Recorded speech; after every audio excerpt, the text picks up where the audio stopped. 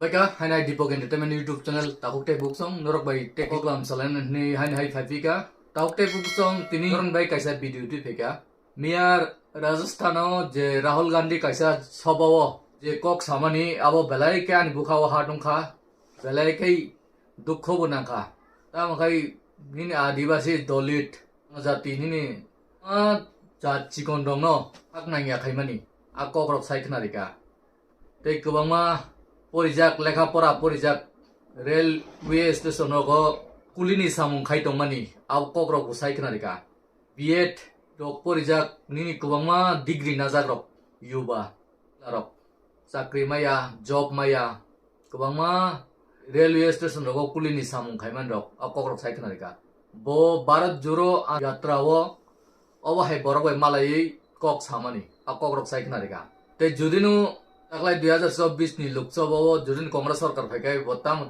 Pothom Khainai Abor Joton Saikhnarika Tei Ram Mandiro Urbodon Khaipuru Desh ni Rashtrapati Draupadi Murmu no Borok Hak Nangya Khaimani Akokrok Saikhnarika Kaisa Desh ni Rashtrapati Bonok Kaisa Adivasi Hinoi Ram Mandiro Hab Rilia Okokrok Saikhnarika Beleke Dukhon Anguta Hukte Bukusong Norok Hinano Tabukti Pramota to Bubagara Songto Elan Singh Thangka BJP rok bai Koto kaisa drama si Jesa kaipanu bongni yafani tabuk seknani drama Nai tongdi sango tamung game boba heke thongnan nang nangya abo buba gara kaham kain thongnai Rahul Gandhi song bai Sonia Gandhi song bai buba gara kaham relation tongo tabuk Amit Shah Narendra Modi song bai bu relation kaham no buba gara narokutanu Tamkai rajniti wo yang waisa ongnani nangbo kokrui Jesa kaipanu sini tiprasan iman tai sok no segnan jiasi kok sung kuno color naya kuno party naya sini man thene jisung nayo sung kebno haime sananiya kebno bu kaham sananiya ungkha sini tiprasarok hai kai turuk kai man tai sok no nawoi buskango agman nani kubangma borok sawo geta tiprani aro kuno kok shobdo kaise sijak kurihini tahuktai bugusong mannai turuk kai mannai geta tiprani bu mannai tabuk je man mani abo implement hakaino Aboni poregan 10 years ta bo khai no get a triple manan lama ngi thangnai to usukjara jurin rak ritlang hakai turuk siri karite sisaga thangnai aboni bagoi ni kisa kha malong nai tahuk dai bu song chung je kunu party no thangnai sini man tai sok tai man hakai bubagra agi bu sajak sung congress bai bu relation tongnai CPM bai bu relation tongnai BJP bai bu tongnai jotto bai tongnai ta makai sini man tai na sung man nani nangu maya kai sung o sarkar no palti khai rinai Sini samung obosi. Tahukte buku sonrok bujibe kan ani kokno. Bisi koklok le yawi Rahul Gandhi tam saka sung abono kisa video no sung kha logoi naile nai. Norok nayasoni kisan video like subscribe stay bell icon de kisa click kari tahukte buku song ani o video no. Hake phari tahuk sung o video no nailan diki thangla sinai. आप सबका यहाँ बहुत बहुत स्वागत नमस्कार। थोड़ा programme late चल रहा है, आपको यहाँ थोड़ा ठहरना पड़ा, इसके लिए मैं आपसे माफ़ी मांगता हूँ। एक साल पहले कन्याकुमारी से कश्मीर तक हम भारत जोड़ो यात्रा पे चले, राजस्थान से निकले 4000 किलोमीटर समुद्र से हिमालय तक चले और रास्ते में हजारों लोगों से मेरी डायरेक्ट बातचीत हुई, युवाओं से, बुजुर्गों से, किसानों से। शायद उस साल मैंने हिंदुस्तान में सबसे ज्यादा लोगों से बात की, शायद मैं ही वो व्यक्ति हूं जिसने सबसे ज्यादा लोगों से बात की। 8 घंटे मिनट के बाद मिनट कोई नया आता था, अपनी बात रख के चला जाता था। किसानों ने अपनी बात रखी और हमने अपने मैनिफेस्टो में उनके लिए एक क्रांतिकारी काम किया है। पहली बार हिंदुस्तान में लीगल गारंटी किसानों की MSP के लिए दिया है हमने, मतलब कानून बनाया है कि उनको लीगल MSP मिलनी चाहिए। जो किसान दिल्ली की ओर चल रहे हैं, जिनको सड़कों पे रोका जा रहा है, उनकी मांग हमने पूरी कर दी है अपने मैनिफेस्टो में। जाति जनगणना की मैंने बहुत बात की है, थोड़ा सा आज कहना चाहता हूं। देश में 50% पिछड़े वर्ग के लोग हैं, 8% आदिवासी भाई बहन हैं, 15% दलित हैं और तकरीबन 15% माइनॉरिटीज हैं। सब मिलाकर तकरीबन 90% हिंदुस्तान की आबादी या दलित, आदिवासी, पिछड़ा, माइनॉरिटी, उसमें आप 5% और गरीब जनरल कास्ट के लोगों को मिला दीजिए, यह है हिंदुस्तान की आबादी। मगर अगर हम हिंदुस्तान की संस्थाओं को देखें, हिंदुस्तान के बजट को देखें, हिंदुस्तान के धन को देखें, तो इन लोगों की भागीदारी नहीं है, कहीं भी नहीं है। मैं आपसे पूछता हूं, आदिवासी वर्ग हैं, आप राष्ट्रपति आदिवासी हैंगे ना? राम मंदिर का इनॉग्रेशन हुआ, आपको टीवी पे उनका चेहरा दिखा? क्यों नहीं?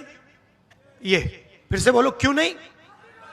क्योंकि वो आदिवासी हैं, हिंदुस्तान की राष्ट्रपति हैं, मगर उनको सीधा मैसेज दिया गया कि राम मंदिर के इनॉग्रेशन में आप राष्ट्रपति हो, कुछ भी हो, आप आदिवासी हैं, आप अंदर नहीं आ सकती हैं। सोच वहां से शुरू होती है। आपने टीवी देखा, राम मंदिर के इनॉग्रेशन में आपने किसी गरीब को देखा? किसान, मजदूर ना था? कौन था? अंबानी था, अदानी था, बॉलीवुड की पूरी लाइनअप थी, सारे के सारे थे, उद्योगपति, अरबपति थे, मगर राम मंदिर के इनॉग्रेशन में एक गरीब नहीं था, एक किसान नहीं था, एक बेरोजगार युवा नहीं था, एक विकलांग नहीं था, कोई नहीं था।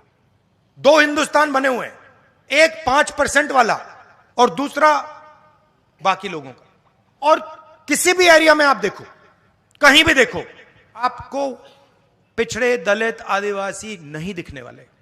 हिंदुस्तान की सबसे बड़ी 200 कंपनियों की लिस्ट निकालो, उनके मालिकों के नाम पढ़ो, एक आदिवासी नहीं मिलेगा आपको। मैंने चेक किया है, मैंने लिस्ट निकाली है सबकी, इनकी सीनियर मैनेजमेंट की लिस्ट निकाली है। अदानी जी आपकी जमीन लेते हैं, आपका जल छीनते हैं, जंगल छीनते हैं, मगर उनकी कंपनी में सीनियर लेवल पे आपको एक आदिवासी नहीं मिलेगा, एक दलित नहीं मिलेगा, एक पिछड़ा नहीं मिलेगा, और हिंदुस्तान की सबसे बड़ी 200 कंपनियों में नहीं मिलेगा।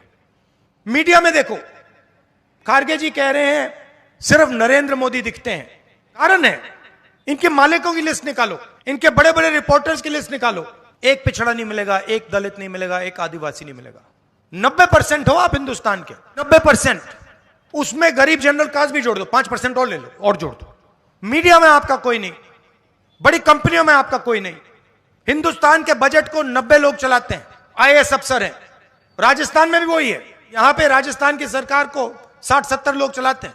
उनकी लिस्ट निकालो, दिल्ली वाली मैंने निकाली है, उत्तर प्रदेश की निकाली है, राजस्थान की नहीं निकाली है, निकाल दूंगा। आपको एक आदिवासी नहीं मिलेगा। 90 में से 3 पिछड़े वर्ग के लोग हैं, 3 दलित हैं, एक आदिवासी। अगर हिंदुस्तान की सरकार 100 रुपए खर्च करती है बजट में, तो आदिवासी अफसर जिनकी आबादी 8% है, वो 100 रुपए में से 10 पैसे का निर्णय लेता है। तो आपकी भागीदारी कहीं है ही नहीं। तो फिर मैंने अपने आप से सवाल पूछा, भाई ये कंपनियों में नहीं है, ये मीडिया में नहीं है, ये प्राइवेट अस्पतालों में नहीं है, ये प्राइवेट स्कूल, यूनिवर्सिटी, कॉलेजेस में नहीं है, ये सरकार में नहीं है, तो है कहां? फिर मैंने मनरेगा की लिस्ट निकाली, उसमें आदिवासी, पिछड़े, दलित सब भरे हुए हैं। कॉन्ट्रैक्ट लेबर की लिस्ट निकाली, मजदूरों की लिस्ट निकाली, उसमें भरे हुए हैं। 90% का काम हिंदुस्तान में मजदूरी करने का है, 5% का काम देश की हर संस्था को कंट्रोल करने का है। कहीं भी देख लीजिए आप। तो ये हिंदुस्तान की प्रगति का सबसे बड़ा सवाल है। प्रगति करनी है तो एक ऐतिहासिक काम करना होगा। जैसे जब तो चोट लगती है, डॉक्टर आपसे कहता है एक्सरे करो, कहता है ना, कहता है, वैसे ही मैं कह रहा हूं, हिंदुस्तान के गरीबों को चोट लग रही है, दलितों को, आदिवासियों को, पिछड़ों को, गरीब जनरल कास्ट को चोट लग रही है, एक्सरे करा दो। और मैं तो कह रहा हूं एक्सरे के बाद में एमआरआई भी कराऊंगा। कितना पैसा किसके हाथों में है, कौन सी संस्था किसके कंट्रोल में है, मीडिया में कितने लोग आदिवासी, दलित, पिछड़े, बड़ी बड़ी कंपनियों में कितने आदिवासी, दलित, पिछड़े, प्राइवेट स्कूल, कॉलेज, ये सारा का सारा निकाल दूंगा मैं। और फिर आपको अपनी सच्ची शक्ति समझ आएगी। आज आपको बात नहीं समझ आ रही, आप सोच रहे हो कि आप में शक्ति नहीं है। 10 में से 9 लोग आप हो और आपके सब रास्ते बंद कर दिए। पहले आर्मी में जाते थे, अग्निवीर कर दिया। पहले पब्लिक सेक्टर हुआ करता था, पूरा का पूरा प्राइवेटाइज कर दिया।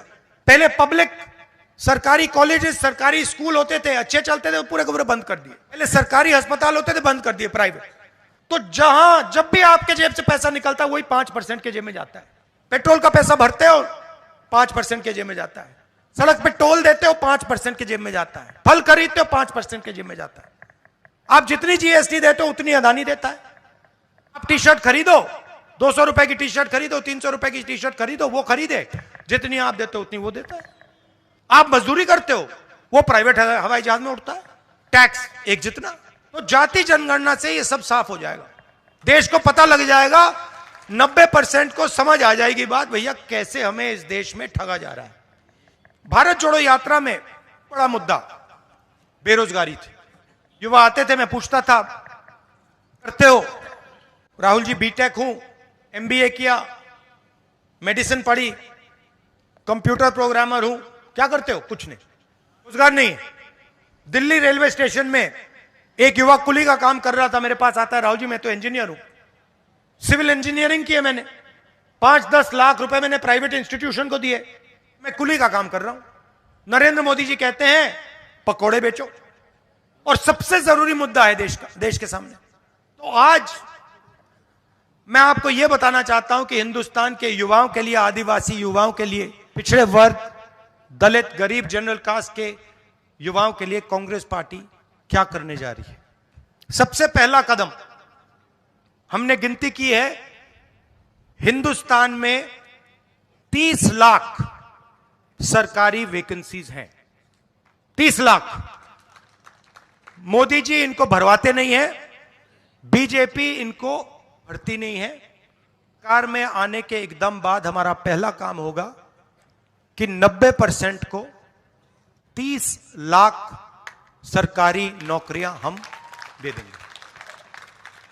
दूसरा ऐतिहासिक काम, हम मनरेगा प्रोग्राम लाए थे, रोजगार का अधिकार, लाखों लोगों को फायदा हुआ, अधिकार दिया हमने। वैसे ही हम हिंदुस्तान के युवाओं को, सब युवाओं को अप्रेंटिसशिप का अधिकार देने जा रहे हैं। और यह अधिकार हर ग्रेजुएट, हर डिप्लोमा होल्डर को मिलेगा। अधिकार क्या है कि कॉलेज, यूनिवर्सिटी, डिप्लोमा के एकदम बाद 1 साल के लिए हर ग्रेजुएट को प्राइवेट कंपनी में, सरकारी ऑफिस में 1 साल की अप्रेंटिसशिप दी जाएगी और 1 लाख रुपए उसे 1 साल में दिया जाएगा। और यह हर ग्रेजुएट के लिए किया जा रहा है। ये जो लाखों लोग कह रहे हैं कि हम बेरोजगार हैं, कॉलेज के एकदम बाद अगले दिन इनको अप्रेंटिसशिप मिल जाएगी और यह अधिकार होगा। ये ऐसे नहीं होगा कि भैया हमें देना है तो देंगे, नहीं देना तो नहीं देंगे। मनरेगा जैसा अधिकार होगा, कानूनी अधिकार अप्रेंटिसशिप का आपको दे रहे हैं। इससे देश में करोड़ों युवाओं को फायदा होगा, ट्रेनिंग मिलेगी और पहला साल का, एक प्रकार से पहले साल का रोजगार मिलेगा। भारत जोड़ो यात्रा में सारे युवा आए, कहते हैं राहुल जी हमने एग्जाम की तैयारी की, गरीब हैं, 3-4 महीने हमने मतलब रात दिन कर दिए, एग्जाम के दिन पता लगता है 5% वालों के टेलीफोन पे पेपर लीक। हम ईमानदारी से काम करते हैं और जिनके पास धन है पेपर चुरा लेते हैं, और फिर उसके बाद हमें कहा जाता है कि देखिए पेपर लीक हो गया तो आपको अब नौकरी नहीं मिलेगी। पुलिस की भर्ती में होता है, पटवारी, सब भर्तियों में होता है। तो हम एक नया कानून लाएंगे, पेपर लीक के खिलाफ एक कानून। इसमें हम एग्जाम दिलवाने का तरीका स्टैंडर्डाइज कर देंगे। एग्जाम होगा, ये जो आउटसोर्सिंग होती है, प्राइवेट कंपनियों को पकड़ा दिया जाता है, ये आउटसोर्सिंग नहीं होगी। एग्जाम सरकारी संस्था करेगी और इस प्रकार से करेगी। और अगर इस प्रकार से नहीं किया और अगर पेपर लीक हो गया तो फिर कानूनी कार्रवाई ऐसी होगी कि दूसरी बार नहीं होने वाला है। चौथी चीज के लिए, बहुत सारे युवा उबर, ओला का काम करते हैं, इसको अंग्रेजी में गिग वर्कर्स कहते हैं। और राजस्थान में हमने इनके लिए कानून बनाया था, इनकी रक्षा के लिए, इनकी पेंशन के लिए, इनकी सोशल सिक्योरिटी के लिए। जो कानून हमने राजस्थान में बनाया था वही कानून हम पूरे हिंदुस्तान में लागू करने जा रहे हैं।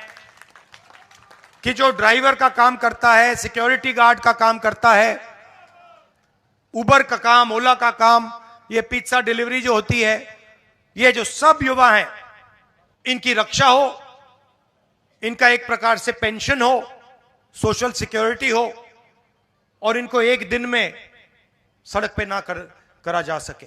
तो इसके लिए हम एक हिंदुस्तान में एक कानून बना रहे। और पांचवी चीज, ये भी ऐतिहासिक चीज, नरेंद्र मोदी जी ने स्टार्टअप इंडिया किया, स्टैंड अप इंडिया किया, मेक इन इंडिया किया, फर्क नहीं पड़ा। वो सारा का सारा 3 अरबपति उठा के ले गए। नरेंद्र मोदी जी की मार्केटिंग जरूर कर दी, टीवी पे उनका चेहरा जरूर दिखा दिया, मगर जो युवा हैं उनको ना स्टार्टअप मिला, ना मेक इन इंडिया मिला। तो हमने 5,000 करोड़ रुपए स्टार्टअप्स के लिए एक फंड बनाया है, और हर डिस्ट्रिक्ट में ये फंड रहेगा। 10 करोड़ रुपए स्टार्टअप्स के लिए, गरीबों के लिए ये फंड दिया जाएगा। तो गरीब युवा हैं, बेरोजगार युवा हैं, ये अगर छोटा सा बिजनेस शुरू करना चाहते हैं, काम करना चाहते हैं, तो ये स्टार्टअप फंड उनकी मदद के लिए किया जा रहा है। तो ये 5 ऐतिहासिक काम हैं युवाओं के लिए। भर्ती भरोसा, 30 लाख वैकेंसीज भरना, पहली नौकरी पक्की, अप्रेंटिसशिप वाला कानून, पेपर लीक से मुक्ति, पेपर लीक वाला कानून, गिग वर्कर्स के लिए सोशल सिक्योरिटी, और युवा रोशनी 5,000 करोड़ रुपए डिस्ट्रिक्ट्स में स्टार्टअप्स के लिए। तो ये हम आपके लिए करने जा रहे हैं। अंत में आपसे कहना चाहता हूं कि आपकी आदिवासियों की जल, जंगल और जमीन की लड़ाई हमारी लड़ाई है। आपके साथ हम खड़े हैं। हम पैसा कानून लाए, जमीन अधिकरण कानून लाए, जो भी हम आपके लिए कर सकेंगे, शिक्षा के लिए, स्वास्थ्य के लिए, जल, जमीन, जंगल के लिए आपके लिए करेंगे, दिल से करेंगे। बहुत बहुत धन्यवाद। Hagi kenapa kan tahu teh buku song, wan ama sengsa kok rok nama nih. Hagi asunung sinu tahu teh buku song, angau bit orang mutak sinu kulung baika.